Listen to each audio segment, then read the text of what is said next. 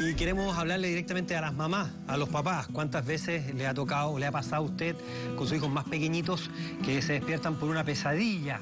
Tiene que ir a la pieza de ellos, están muy mal, descompuestos, con mucho pánico, terror, por esa pesadilla, ese sueño que tuvieron. Pero ¿cómo podemos diferenciar una pesadilla de un terror nocturno? Y eso es lo que queremos conversar hoy día en nuestro programa. Está con nosotros Verónica Rico. Gracias, Verónica, por estar hoy día en el programa. Gracias por la invitación. Verónica es psicóloga, especialista en psicología conductual del Instituto Europeo del Sueño. Verónica, ¿cómo podemos un poquito diferenciar cuando nuestro hijo tiene una pesadilla o cuando tiene un terror nocturno? Ok, bueno, para empezar, son problemas del sueño que suceden en fases diferentes del sueño, ¿no? La pesadilla se produce cuando el niño está soñando, en el fondo es una ensoñación que se produce en la fase REM del sueño, y sin embargo el terror nocturno se produce en la fase de sueño profundo. ¿Qué características podemos saber para poder diferenciar? Por ejemplo, en la pesadilla normalmente el niño se despierta, y si bien se puede despertar agitado porque el contenido del sueño ha amenazado su bienestar o ha tenido un alto contenido emocional, el niño te puede contar lo que ha soñado. Claro. En el terror nocturno hay un despertar como mucho más dramático, más brusco, donde el niño está desorientado y ni siquiera te va a reconocer, ¿no? En el fondo, en la pesadilla, el niño puede llorar, la mamá va y el niño le puede contar lo que ha soñado y se puede calmar. En el terror nocturno, de hecho, la indicación es a que no se le despierte al niño, porque en el fondo, si se le despierta, lo más seguro es que el niño no pueda reconocer a sus padres y se ponga más nervioso aún. Pero la clínica, las características son súper diferentes. En el terror nocturno es mucho más dramático, el niño puede gritar, llorar desconsoladamente, a veces incluso se puede sentar en la cama y llora y llora y llora hasta que se le pasa.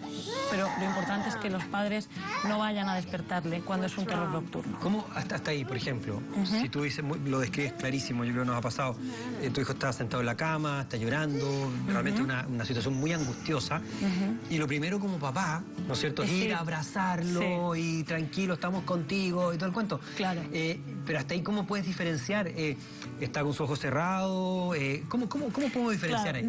Claro, normalmente en el terror nocturno hay mucha más descarga autonómica vegetativa. Entonces el niño está sudando, puede tener taquicardia, puede tener rubor facial. En la pesadilla normalmente el niño se despierta llorando y te llama, mamá, Existe mamá. conexión. Efectivamente. Y tú le dices algo al niño, a tu hijo, y tu hijo te dice, mamá, he soñado con esto, ¿no? En el terror nocturno el niño puede verbalizar o tener alguna vocalización que puede ser, no sé, hay un monstruo, pero no va a poder interactuar con su madre. Pero no existe un contacto con los papás directamente. Efectivamente, porque claro, la diferencia con el terror nocturno es que en el fondo es como si apareciera una vigilia cuando hay un sueño profundo. Esa es como la confusión. En la pesadilla el niño se despierta por una ensoñación negativa.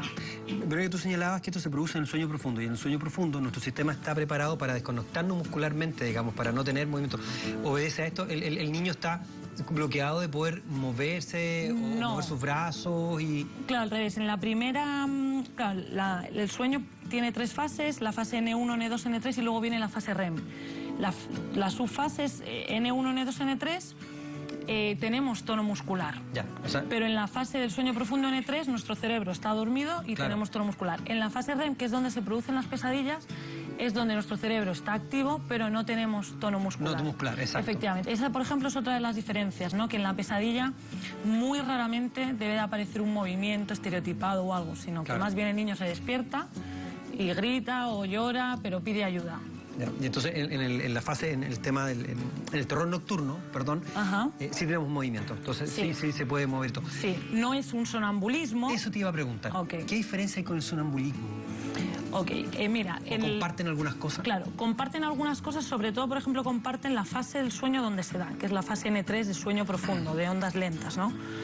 Sin embargo, en el sonambulismo no existe una expresión de miedo, de angustia, sino que el niño se puede levantar o el adolescente y deambular tranquilamente por su casa.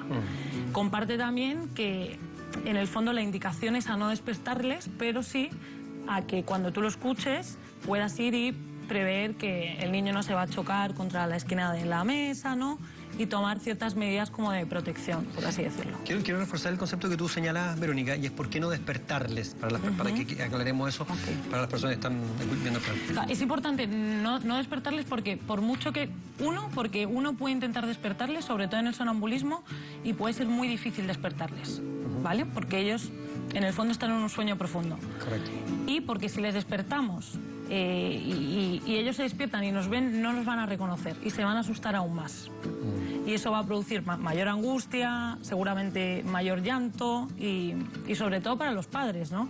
Yo creo que es mucho más angustiante, sobre todo en el terror nocturno, para los padres que para el niño. ¿En qué porcentaje de la población infantil se presenta?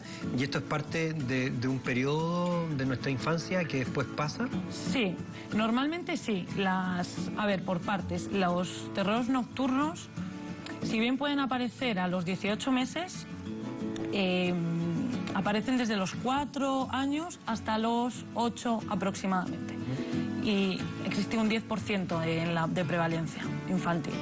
El sonambulismo se da en edades más avanzadas. El sonambulismo puede aparecer a los 6, 7 años y permanecer hasta la preadolescencia aproximadamente. Correcto. Y aproximadamente entre el 15 y el 40% de la población infantil lo ha tenido alguna vez. ¿Cuándo debo consultar, para los papás que están viendo el programa, las mamás que están medio angustiadas, que tuvieron un proceso de esto, quizás pasó una semana, la semana siguiente se repite, se empiezan a angustiar los papás con esto? Sobre todo cuando la intensidad y la frecuencia se aumentan, cuando por ejemplo ha habido algún riesgo o el niño en alguna de las deambulaciones o en terror nocturno se ha hecho daño, y sobre todo para descartar otros problemas como pueden ser epilepsias o hacer un buen diagnóstico diferencial. Exacto. Para saber, porque normalmente las parasomnias, que es el paraguas dentro del que están terrores nocturnos, pesadillas, sonambulismo, muchas veces una de las primeras causas son problemas respiratorios o privación de sueño. Correcto. Entonces hay que tratar de descartar para... Exacto, o sea, detrás de esto podría existir, ¿no es cierto?, algún problema un problema de base, efectivamente. Un problema a detectar. Eso es. Y esto siempre tiene que ser con especialistas. ¿A quién tenemos que recurrir?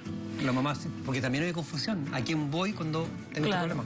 Yo iría, yo lo que recomiendo es ir a una neuróloga infantil o a un neurólogo infantil. Y ojalá especialista en sueño, ¿no?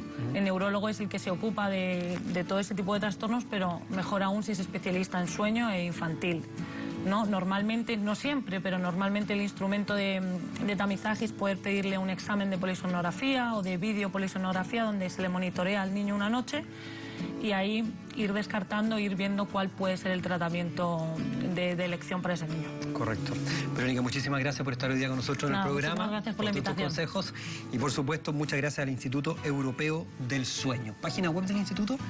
Sí, www.ies.cl. Eso es. www, perdón. Está bien. Ahí está. Página web, entonces, si usted quiere acercarse al Instituto Europeo del Sueño, preguntarle también a Verónica consejos sobre este y tantos temas que ahí abordan. Hacemos la pausa y estamos con ustedes.